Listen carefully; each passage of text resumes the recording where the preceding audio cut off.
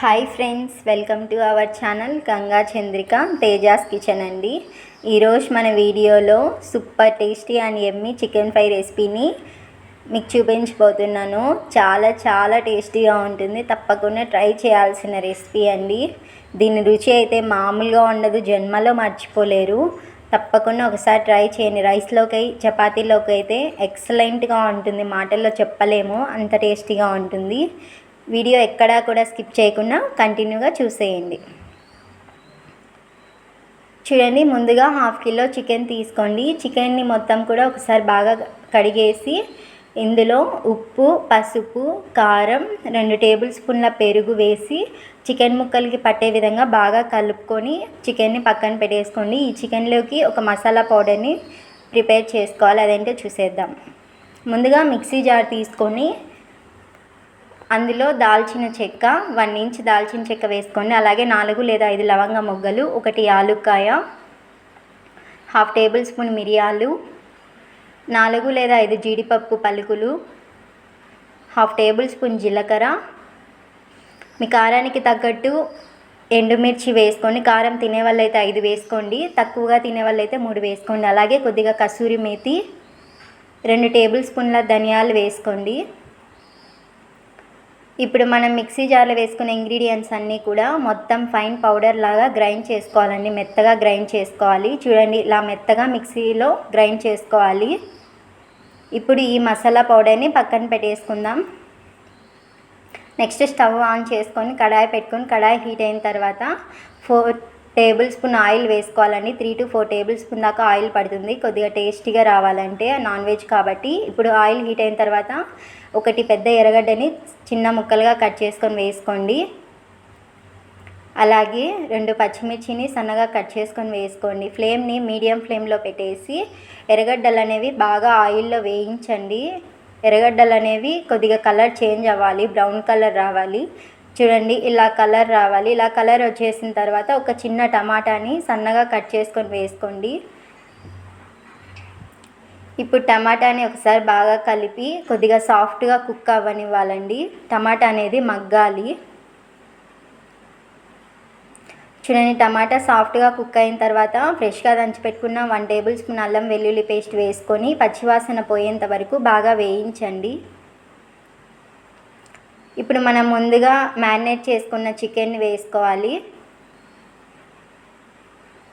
Chicken వేసుకున్న తర్వాత అల్లం వెల్లుల్లి పేస్ట్ అంతా కూడా చికెన్కి బాగా పట్టే విధంగా బాగా కలపాలండి చికెన్ని. ఇప్పుడు ఇందులో రుచికి సరిపడా ఉప్పు వేసుకోండి. చూసి వేసుకొని, మనం ఆల్రెడీ ఉప్పు వేసి కలిపి పెట్టుకున్నాం కాబట్టి కొద్దిగా తక్కువగానే వేసుకొని మళ్ళీ అయినా అడ్జస్ట్ చేసుకోవచ్చు. ఇప్పుడు మూత పెట్టి ఫ్లేమ్ని మీడియంలో పెట్టి ఒక 10 నిమిషాల పాటు ఉడికించండి. చికెన్లో నుంచి నీళ్ళు అనేవి వచ్చేసి చికెన్ కుక్ అవుతుంది, బాగా ఉడుకుతుంది. చూడండి, 10 నిమిషాల తర్వాత మూత తీసి చూస్తున్నాను. చికెన్లో నుంచి కూడా నీళ్ళు అనేవి వచ్చేసాయి కదా. ఇప్పుడు చికెన్ని మొత్తం బాగా కలపాలండి. బాగా కలిపిన తర్వాత మూత పెట్టేసి ఈ నీళ్ళు అనేవి కూడా మొత్తం ఇంకిపోయేంత వరకు ఉడికించుకోవాలి, ఒక 5 నిమిషాల పాటు. చూడండి, 5 నిమిషాల తర్వాత మూత తీసి చూస్తున్నాను. నీళ్ళు అనేవి కూడా మొత్తం ఇంకిపోయి ఆయిల్ అనేది సపరేట్ అయ్యింది. చూడండి, ఇప్పుడు చికెన్ని ఈ ఆయిల్లో ఒక 2 నిమిషాల పాటు బాగా వేయించండి.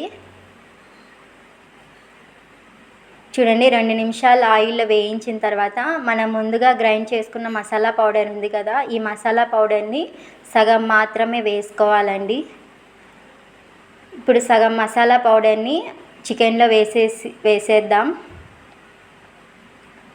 చూడండి, ఈ సగం పౌడర్ని పక్కన పెట్టేసేయండి, ఎప్పుడు వేయాలో చెప్తాను. ఇప్పుడు మసాలా పౌడర్ని అంతా కూడా చికెన్కి బాగా పట్టే విధంగా బాగా చికెన్కి కలపాలండి గరిటెతో. చూడండి, ఇప్పుడు పచ్చికరివేపాకు వేయాలి. పచ్చికరివేపాకు అనేది ఈ స్టేజ్లో వేయడం వల్ల కరివేపాకులోని ఫ్లేవర్ అంతా చికెన్కి బాగా పట్టి చికెన్ మరింత టేస్టీగా ఉంటుంది. పచ్చికరివేపాకు అంతా కూడా గరిటెతో బాగా కలపాలండి చికెన్కి పట్టే విధంగా. ఇప్పుడు ఒక చిన్న గ్లాస్ నీళ్ళని వేసుకోండి. ఆల్రెడీ చికెన్ కుక్ అయిపోయి ఉంటుంది. మరీ పొడిగా కాకుండా కొద్దిగా గ్రేవీగా రావటం కోసం ఒక చిన్న గ్లాస్ నీళ్ళని వేసుకున్నాం. చికెన్లో నుంచి నీళ్ళు వచ్చేసాయి కదండి, ఆ చికెన్ నీళ్ళతోనే చికెన్ అనేది బాగా కుక్ అయిపోతుంది. ఇప్పుడు మూత పెట్టి ఒక 2 నిమిషాల పాటు ఉడికించండి.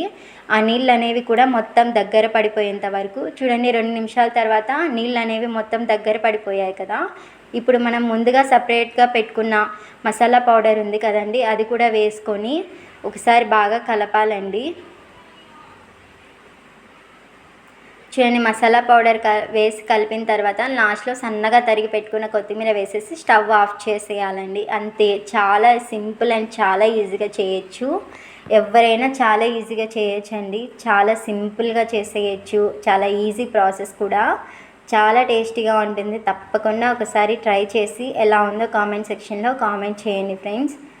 టేస్ట్ అయితే నెక్స్ట్ లెవెల్లో ఉంటుంది. తప్పకుండా ఒకసారి ట్రై చేయండి. ట్రై చేసి ఎలా ఉందో కామెంట్ సెక్షన్లో కామెంట్ చేయండి. వీడియో కూడా నచ్చితే లైక్ చేయండి, షేర్ చేయండి, అలాగే సబ్స్క్రైబ్ చేసుకోండి ఫ్రెండ్స్.